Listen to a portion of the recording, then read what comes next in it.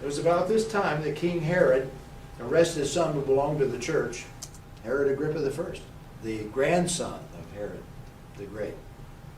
And he leaned toward the Pharisees. He was very favorably inclined toward the Pharisaical party. Thus he persecuted the church. So he had James, the brother of John, put to death with a sword. And when he saw this pleased the Jews, he proceeded to seize Peter also. Now, this happened during the Feast of Unleavened Bread. After arresting, put him into prison, handing him over to be guarded by 4 squads of 4 soldiers each. Either that's true, or Luke is wanting to set up a great magic act that's going to be one of the greatest disappearing acts of all time, by having 4 squads of 4 soldiers each to guard 1 Jew.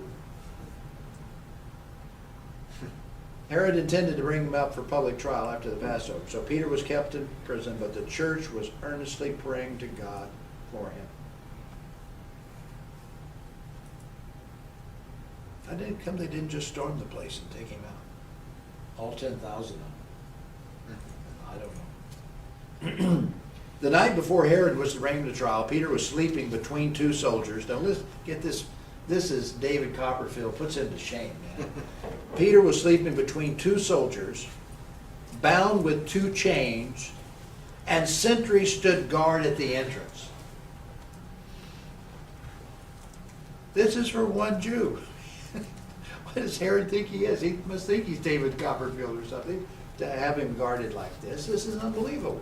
So suddenly an angel of the Lord appeared, and a light, symbol of the heavenly presence, shone in the cell. I love this. He struck Peter on the side. And the word is smite. It's like when God smited Pharaoh. I mean, this is he smacked him good, man. This is not he poked him with his finger. He smacked him good in the side, according to Luke. I love this story. This is great, great stuff. Wham! And woke him up. Quick, get up, he said. And the chains fell off Peter's wrists. And you got the guards still lying there. Angel said to him, put on your clothes and sandals. Don't you love an angel that tells you to get dressed? Hurry. And Peter did so. Wrap your cloak around you and follow me, the angel said. That bossy angel. Peter followed him out of the prison, but he had no idea what the angel was doing was really happening. That's what I mean. He thinks he's had a dream or vision. He's had visions before. Oh, great, another vision. This is interesting. What's happening here? So he had no idea what the angel was doing was really happening. He thought he was seeing a vision. Can you imagine the look on his face? He's going, oh yeah, this is exciting. I'm walking here between the guards, it seems like. Oh yeah, chains are falling, I'm walking out of here. Peter passed the first and second guards and came to the iron gate leading to the city. It opened for him by itself, and they went through it. When they had walked the length of 1 street, suddenly the angel left it. Then Peter came to himself and said, whoa, now I know without a doubt that the Lord sent his angel and rescued me from Herod's clutches and from everything the Jewish people were anticipating. Notice for Luke now they're the Jewish people. When this had dawned on him, wow, he went to the house of Mary. Now that's interesting. Here we have a woman who's the head of this household. That's not rare, but not common either. So this household is headed by Mary, the mother of John, also called Mark. John Mark, according to Colossians 4:10, is Barnabas' nephew, if it's the same one. Where many people had gathered and were praying. So we have a community defined by prayer. So Peter goes to the house. Peter knocked at the outer entrance. A servant girl named Rhoda came to answer the door. When she recognized Peter's voice, she was so overjoyed she ran back without opening it and exclaimed, Peter is at the door. And I just love that. I got out of jail, but I can't get in the house. Where's an angel when you need one? They said to her, you're out of your mind, they told her when she kept insisting. They said it must be his angel. What do you think they meant by that? It's not Peter, it must be his angel.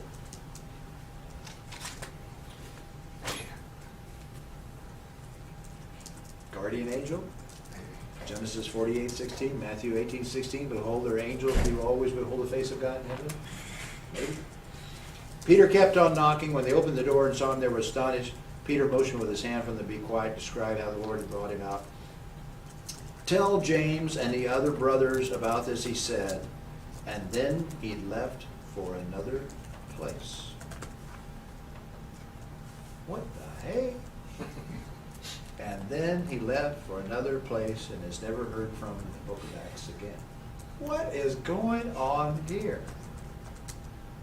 Well, again, I don't doubt that that happened, but Luke certainly signals something has changed, doesn't he? Peter is released from prison, and then Peter goes to another place. So what does this set up? Paul. It sets up the transition to Paul.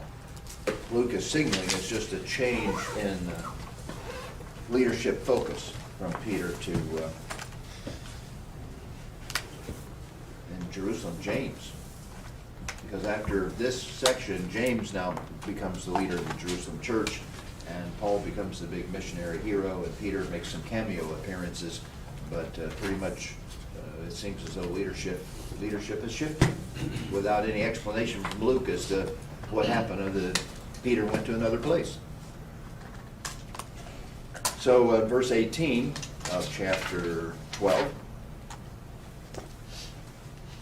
it says, after this happened in the morning, there was no small commotion. And after Herod had a thorough search made for him and did not find him, he cross-examined the guards and ordered that they be executed. It gives you a little flavor of Herod, kind of what he was like. So, then Herod went from Judea to Caesarea and stayed there a while. Thank you, Luke, for being so exact and chronological there. Peter went to another place. Herod went there and stayed for a while. Story moves on. He had been quarreling with the people of Tyre and Sidon, little boundary issues up there. And they now joined together and sought an audience with him. And having secured the support of Blastus, a trusted personal servant of the king, they asked for peace because they depended on the king's country for their food supply. So on the appointed day, and according to Josephus, the day was appointed to honor Caesar, and a day of speeches and all kinds of honorific things in praise of Caesar. On the appointed day, Herod, wearing his royal robe, sat on his throne. There's a little play on the word throne here, as though it's kind of one of those Old Testament kind of high places where idols were worshipped. So he sat on his throne and delivered a public address to the people. They shouted, "This is the voice of a God, not of a man." And immediately, because Herod did not give praise to God, so what are you if you don't give praise to God? An idolater. An angel of the Lord struck him down, and he was eaten by worms and died. Wow. Now Josephus says this happened over a period of time, that he got some kind of disease, and eventually, whatever it was, gangrene or some intestinal parasite or whatever, but it lasted a good while, and he suffered and then died. Luke just has him eaten by worms and died. But the word of the God continued to increase and spread. Now some say that sounds a bit triumphalistic. we got the ruler here getting eaten by worms and dying, and the church is growing, and man, they're really kind of full of themselves, aren't they? But when Barnabas and Saul had finished their mission, they returned from Jerusalem, taking with them John, also called Mark. So, from Peter now to Paul's mission. We have a transition right here. With the death of Herod and with Peter going to another place, we have a transition in the book of Acts from Peter to Paul. And what we're going to see now is the power of the risen Jesus present in his followers and in his church. And that's what Luke is really trying to get across, is that the power of the risen Lord is present, active, and dynamic in his church. And if you oppose his church, you better beware.